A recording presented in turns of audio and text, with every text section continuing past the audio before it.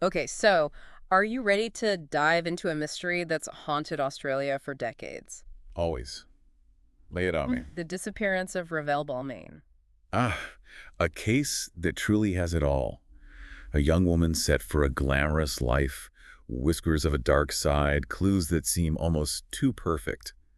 It's a reminder that sometimes truth is stranger than fiction.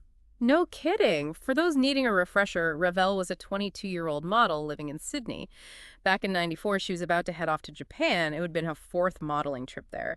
But November 5th, she just vanishes, leaving behind a trail of clues that just don't add up. And those clues are really what makes this case so intriguing. Like, take the scattered belongings, for instance. Right, her bag, her makeup. Even a single shoe found in a rubbish bin in Kingsford. It's almost staged, don't you think? Like someone wanted it to look like she just wandered off disoriented. But knowing Revelle was on the verge of this potentially lucrative trip to Japan, that just doesn't fit. Exactly. It suggests premeditation. Someone wanted her gone, and they wanted it to look like she'd simply disappeared of her own volition. Okay, so walk us through it. The timeline leading up to Revelle's disappearance. What are the key things we need to keep in mind? Well, on November 5th, the day she disappeared, she had plans. She was going to meet her mother for lunch at Newcastle Station. Okay. Now, those plans fell through. Didn't happen. Which immediately raises a red flag, right? Mm. It suggests something was off before she even left her apartment that day in Bellevue Hill. And this is long before mobile phones were everywhere. Tracking her movements must have been incredibly difficult. Oh, absolutely. Every detail, every interaction takes on extra weight. Later that day, she had a scheduled appointment. She worked as an escort, went by Misha professionally, Right. and she had this client in Kingsford. The appointment was supposed to last 2 hours, starting at 4 p.m. 2 hours. That's a long time to be alone with someone, especially in that line of work. It is. And afterwards, she was meant to meet her friend, Kate Brentnall, for drinks. She even called Kate around 7/4 time, saying she was leaving her client's place, suggested they meet at the Royal Hotel in Paddington. But she never showed. Never showed. So whoever this client was, he's got to be the last person known to have seen her. Talk about a prime suspect. He certainly became the focus of the investigation. His name, you know it well, Gavin Samer. Okay, so we've got Revelle's last contact, a call to her friend after leaving this client, Gavin Samer. What happened next? Did the police go to him? Oh, absolutely. Samer was immediately a person of interest. Remember, it's 1994, no cell phone data to track her movements easily. Samer told police he dropped Revelle off near his place at the Red Tomato Inn around 7 p.m. But her booking with him was supposed to end at 6 p.m. So right away, there's a hole in the timeline. Or a red flag for sure. What else made him seem suspicious? Well, the police, during their investigation, noticed scratches on Samer's neck. They found out that his car had been thoroughly cleaned and his bed sheets were freshly laundered. Hmm. Now, those things on their own, not criminal.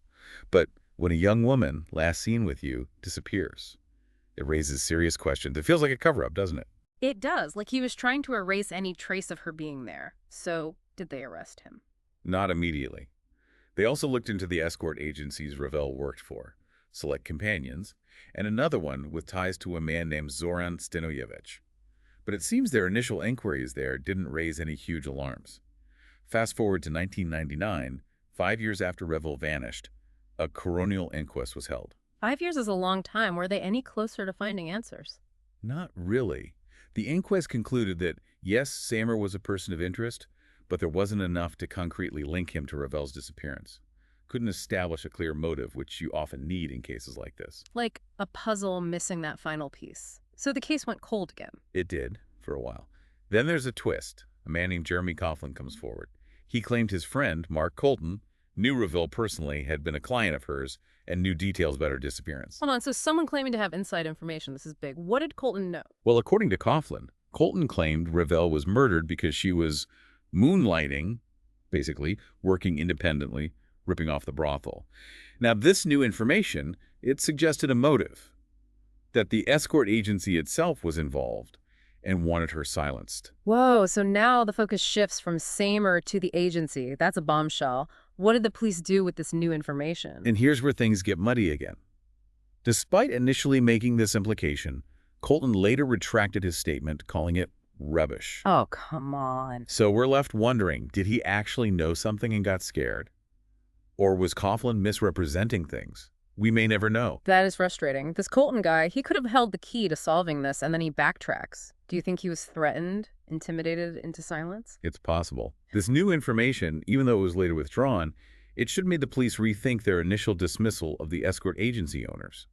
Their involvement, or someone within that world, couldn't be ruled out so easily. You're telling me someone claiming to know she was murdered for specific reasons related to her work. That's not something you just brush aside.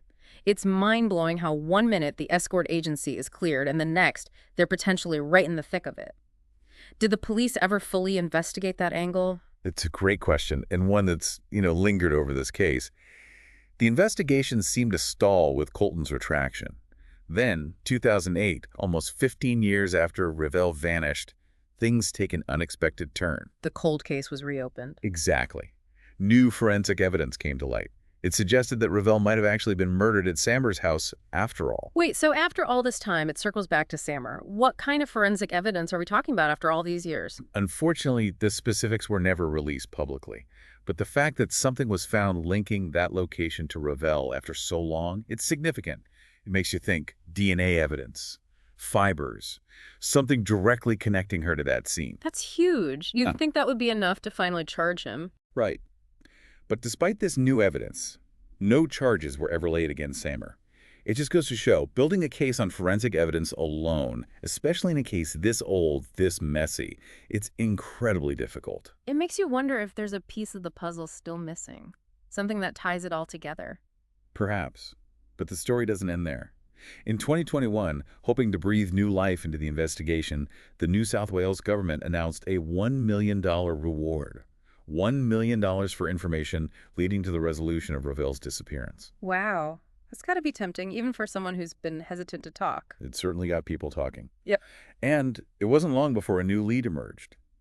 An anonymous photo sent to the police. It's a picture of a man they believe may have information about Revelle's last known movements. An anonymous photo, sent decades later. It's like something out of a movie. Do we know who this mystery man is? That's the million-dollar question, isn't it?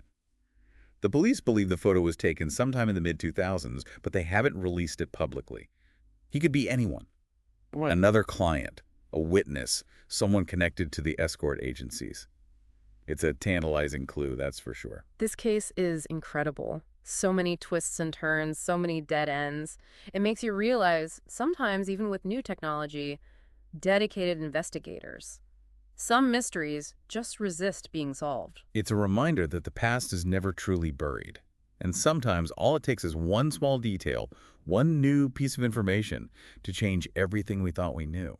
Revelle's case, it's a stark reminder that every life is precious and that even after all these years, the search for truth and justice never truly ends. We can only hope that one day Revelle's family and friends will get the answers they deserve. This case has captivated so many for so long. It makes you think about all the unsolved mysteries out there, the lives forever changed by unanswered questions. It leaves you wondering, doesn't it? It certainly does.